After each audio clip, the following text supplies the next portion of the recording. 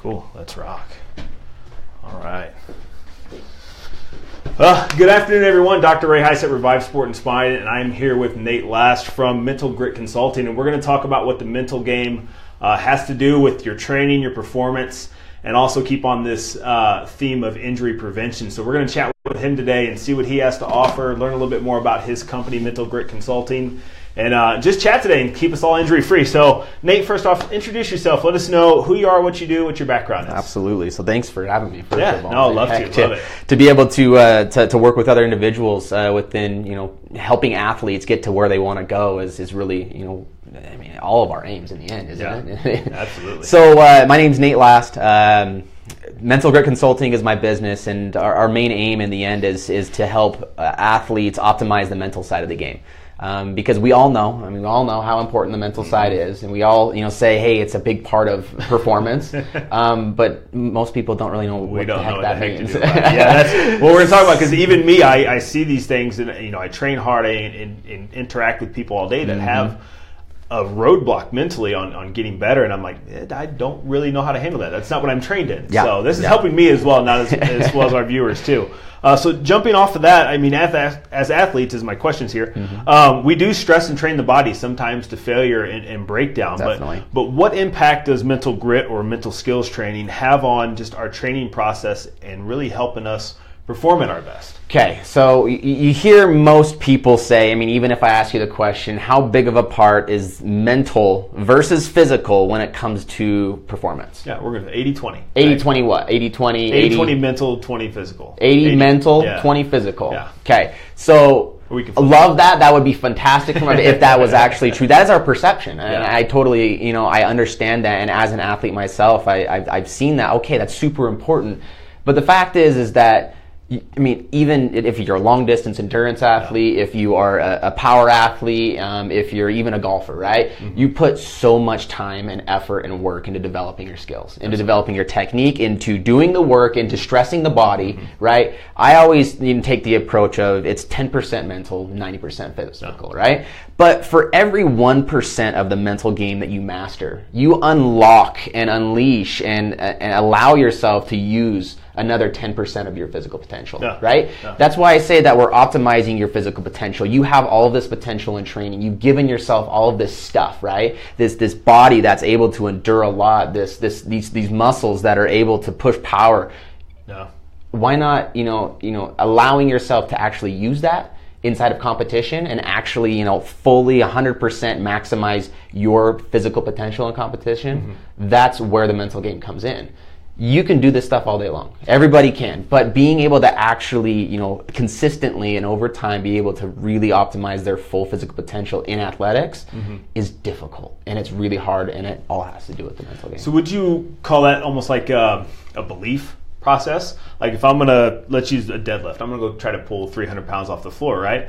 I first have to think I can do that, right? Is that how you see this working, or where does that run into? You have to physically be able to do it. Yeah. You have to have the body. You have to have, like I said, it's 90%. Yeah. When you get to that bar, though, right?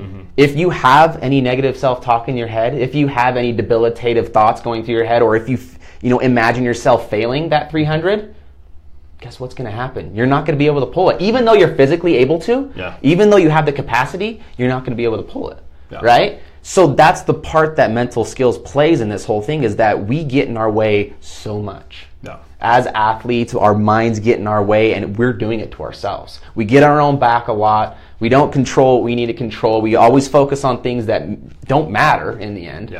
And there's an ideal mindset that you can put yourself in, so every time you do approach that bar, you lift it, period. And you will believe in it. And you will be confident in it, not only because you believe in it, but also because you can do it. You have the capacity, right? So I will say, first and foremost, everybody out there, you might believe that just by having the mental skills and you're super mentally tough, and this is my story, right? In Ironman, I believe I have the mental game. I am an expert of the mental game. I am a student of the mental game. And I still failed a lot. I still failed a lot as even an Ironman, right? Race gets hard. And races get really, really difficult. And that was my learning moment, I guess you could say, within mental skills training. Just because you have it doesn't mean you're going to win every race and that you're going to, be an Olympian, and you're going to, you have to have the physical capacity first. Absolutely. And that's where having a healthy body and, making sure that you got your nutrition in place and getting good sleep, all of that stuff have to be in place. Yeah. The mental game can help all of that stuff. Yeah. If you have it, and then you just maximize your performance on race day or on competition day, or whenever you really want to go after it. Yeah, and those pieces, they all have to fall in, right? That's the whole part of training. Yes. You can train all you want, but if you don't recover, you're not going to get very far, right? And that's where I see this huge component of the mental capacity of being able to challenge that. So this is kind of where we ask for a few free tips here. Yes. But Nate and I have met over, we both in the Ironman community. We train together in the same tri club, and I know he does great work, with other clients that he works with, but also training himself. He's hard at it in keeping himself focused there. But what are a couple tricks as people, we get the training part, right? Yeah. I'm going to ride my bike, I'm going to swim, I'm going to run, I'm really going to put in a lot of work there. But while we're doing that, while we're healthy, what are some tricks to help us, get through those tough training sessions? In the club that we're in right now, we're doing, I think this week we got a 3.5 hour trainer ride. Like, how do we get through those tough, long training sessions where, man, after an hour, like, I want to quit, or I've got 6 miles left on a full Ironman and I'm just toast. Like, where does this come in? What are some good? So one of the first things that I will teach every athlete that I work with, so within Mental Grit, we have the Mental Grit ideals, and these represent the ideal mindset of a performing athlete, right? One of those ideals is what I like to call process before outcome. And if I say process before outcome, I really want to kind of build wrap this around a couple of pieces here. When we are imagining ourselves within a race, we can very much live in an outcome. Live in the end of the race. I'm going to get to the end of the race. You envision, you focus on everything that is later. I can't wait till I can't wait. And I have to raise my and you get the medal, and all of that stuff is very motivating in the minute, right? In that second, but then all of a sudden you find yourself still 20 miles into a 26-mile race and you still hurt, right? So everything that I'm, when I work with athletes, I want them to develop the mental model of process before outcome. If you find yourself in the outcome, if you find yourself in the future, that's fine. It's not okay to stay there as a performing athlete, though. As a Mental Grit athlete, you need to bring yourself back to the process. You need to bring yourself back to where you're at right now and do everything you can do right now in order to get to where you want to go, right? Because our imaginations, everything that goes in our mind, that's easy to do. And that's exciting, and it's like, oh, this is motivating, I can do it. And all of a sudden, in reality, though, it's hard. You're having to work. And we don't like work. Yeah, we're human beings. Outside of just training, right? We're adding, okay, I'm going to think my way through this and practice these mental skills so that when race day does come, absolutely, I'm trained in that. I'm not just, okay, all of a sudden the going gets tough. I can do it. Like, that just doesn't. It doesn't necessarily work. So I would say help bring yourself back to the process. And I say before on purpose, right? Process before outcome. We're going to find ourselves there all the time. We're human beings. Every athlete does it, right? Don't stay there, because it's not going to help you perform up to your full physical potential, right? Bring yourself back to the process. Get in the moment and do what you need to do right now. Whether that be, let's say you're on the bike, right? Okay, I need to push my feet in a certain way. Like, what's the technical thing that I need to do? So my pedals need to be back forth, right? I need to back forth. My chest needs to be up, right? And my head needs to be up. And I ask every one of my athletes, or the athletes that I work with, what are the 3 most critical things that you can focus on and put your attention on in the moment to help you go fast and to push power over a long period of time? If we're in in Ironman kind of environment, and if you can train that when you're on that 3.5 hour bike ride and you find yourself going, oh, this sucks, and this is not fun, and I'm not happy right now, and okay, that's fine, right? We've all been there. Again, so we know what that feels like. Recognize that you're there, kind of assess that, ask yourself where you at every once in a while, and then bring yourself back to the process. Okay, rather than thinking about and engaging in all the crap, I'm going to bring myself back to something that's actually going to help me get to where I want to go. To finish this 3.5 hours, I need to come back to riding my bike. And I need to do it in this specific way. And if I can do that, then, and you continue to do it. That's the training, right? You find yourself even 5 minutes after that, oh, this sucks. Bring yourself back. 5 minutes later, bring yourself back, right? And I will say, this is one of the best, most influential, basic mental skill pieces within mental skills training that we all have control over. We don't really recognize it, but if you start working at bringing yourself back to the process, bringing yourself back to the work, bringing yourself back to what's going to help you get to where you want to go, you're going to always achieve a little bit more than whether, if you didn't, if you kept in the outcome, because when we live in the outcome, we never get anywhere. Yeah, that's true. Well, that's it. I just look at this as one of those things of last year going into St. George Ironman, I didn't prepare well. I imagine this is the same thing. Like, you can't do this once and then go to the race and expect it to work. That's right? So true. There's a process in it. You've got to continually work at it. You get better at it. Yes. Right? And that's where you definitely help people, is get better at this process. Know what the process is, focus on it, and practice it, and get better at it. And learn how to get yourself, be aware of where your head's at and where your focus is at, and then do something about it, right? So on the flip side of that is we're trying to keep this short for viewing pleasure, but looking at injury prevention. Yes. That's, if you train long enough, statistically you're going to get hurt. Yes. I mean, that's why I have a business, right? Absolutely. People get hurt all the time. We want to continue to plow through, work towards our goals. Still on? Yeah, we're still rolling. Sweet. Okay. I don't know if I cut that out. So anyway, if you cut out, we're going to edit this later. I had a phone call during the live viewing. But just what role does mental preparedness play in injury recovery? Injuries are going to be something that's going to happen. Definitely. I mean, that's why I'm here. That's what I do. I try to get people in and out as quickly as possible, back to training. Yep. There are a lot of times where people come in and I have to convince them almost of, you will get better. We're going to do these things together and help you that. So I know there's a big part of this. So where do you see it on your side? So within injury recovery, one of my big roles is to help athletes stay on track, is to follow the plan, is to trust their physical therapist, is to help them understand that if they do the work, if they, again, come back to the process, then they will get what they want. But with regards to injury, it happens to a lot of people, and they start mistrusting their body. They start believing that their body isn't capable, and those beliefs are typically false.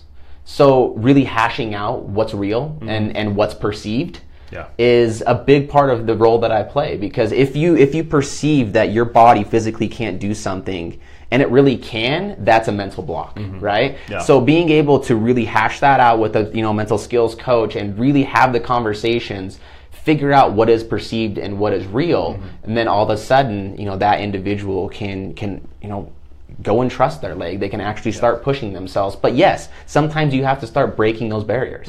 Sometimes you have to take those beliefs and understand their point of view, which is my biggest job, is their perspective and their perception is their reality, right? It's not my job to change that. It's my job to help them become aware of their own perception. Because when you start vocalizing things, when you start having conversations and really asking difficult questions, it allows ourselves to oh, that's actually not real. Why am I thinking that way? There's no reason that I should be thinking that way. I can trust my leg, and all of a sudden the belief starts coming back, the confidence starts coming back, right? So we think, I mean, the whole mental skills game, especially around injury recovery, is staying on track with your plan, with what your PT is asking you to do, making sure adherence is there. With regards to sticking to the plan, and then starting to break down barriers if any barriers do come up throughout the process. I blew my left ACL. I also broke both my ankles in my sophomore year of college in lacrosse. I'm an Ironman now. And I have had many instances where some of those thoughts came up. Like, can my ankles handle this? Can I actually run? Can my ACL handle this? And time again, I've proven to myself and to my body that it's stronger than it ever has been because I am working, right? Yeah. When we start believing the fear, when we start believing the fact that our body's not good enough, we don't give it the opportunity to grow. Excellent. If we don't adhere to our PT, right? If we don't actually do the work, you're right. That belief that you have will come true. That belief that your body's not strong enough will come true because you're not doing the work. But start challenging that, and that's what I would say to everybody. If you have an injury, if you are working back from something, follow the process. Perfect. Engage in the process, follow the process, and at some point in time, you will be able to prove to yourself through action and tangible experiences that it's strong. Yeah. And you can't trust it. And that's where, the conversation I have frequently, listen to your doctor, your chiropractor, your PT, your massage therapist, anybody that knows your body really well. When I tell somebody when they come in, part of that belief system is, okay, treatment went well. I understand things are still bothering you, but I need you to go run this week.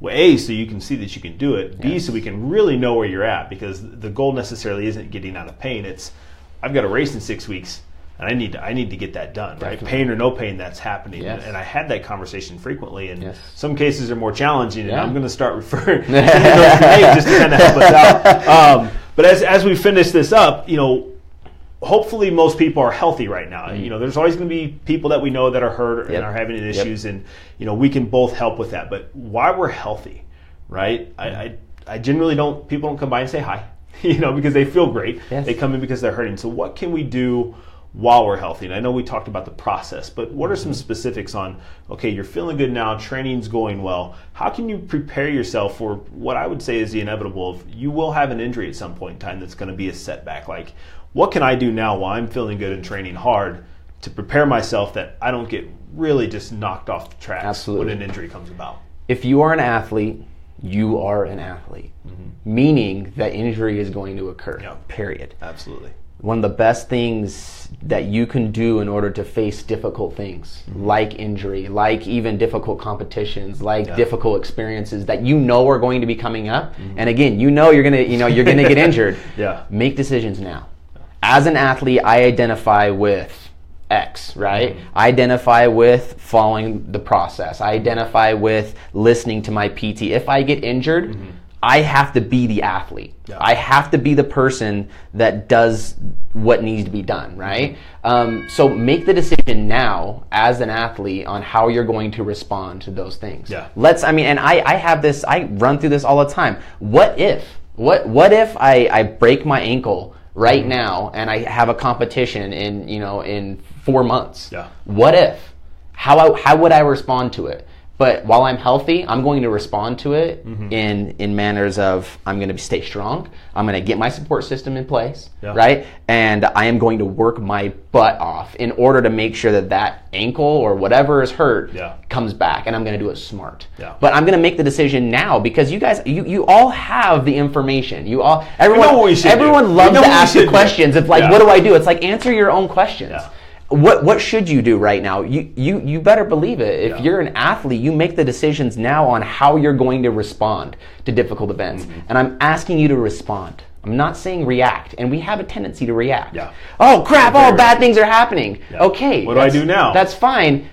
Prepare. React or respond to whatever's happening, to the chaos. Even if it is an injury, you can choose your response. You can choose how you're going to act. If I come back to anything, I always will come back to the controllables. You can't do anything after you're injured about the fact that you're injured. So what can you do? You work through it. You work through what I like to call the eat. I mean, we get hangry all the time, right? If we're hangry and we kind of get in that mental space of like, I'm pissed off, I want you guys to eat, right?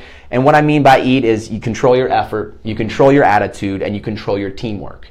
And what I mean by teamwork is, get your support system around you, work with other people, help them help you. PT, coach, you're not the only mental skills coach. You're not the only one that's had this, yes, right? absolutely. Like, there are people around us that we know, like every injury you and I could sustain, we've got 100 people in our just group of friends and training, teammates that have experienced the same thing. So build that team, others. Right? And within teamwork also comes with work with yourself. If you can't back yourself up, if you can't in your head be a good person to yourself and support yourself, how in the heck do you think? I mean, you're going to get better if you can't be the best teammate for yourself first. How are you ever going to help anybody else? And we love to help other people. Right?